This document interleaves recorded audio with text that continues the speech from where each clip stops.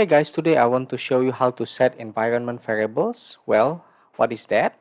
It allows us to run any executable files from command prompt without jumping into the directory.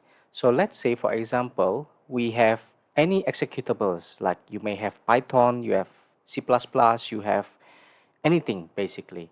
So one example here, I have my Haskell, which is one of the programming languages as well. So we have, for example, gsci.exe here. I want to run this from my command prompt, and I don't want to jump into this directory before executing this file. So let's say we open cmd or command prompt. By default, we have to jump to this directory, let's say cd, and then we go to that directory, and then we run the executable from there. So let's say we print hi. Okay, this works. If we just go to the command prompt without jumping to that directory, we wouldn't be able to do that, right? So GSCI is said to be not recognized as command. Okay, so let's close the command prompt first, because after you set the environment variables, you might want to go back to restart the command prompt before you are able to do this.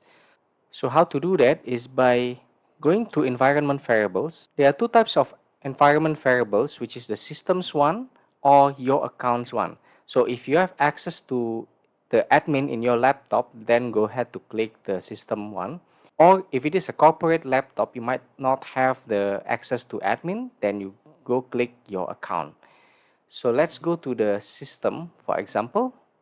Okay, it will open this dialog, and then we go to advanced environment variable, and then from here you see actually the top part here is my user's environment variable, but the second part here is the system's environment variable.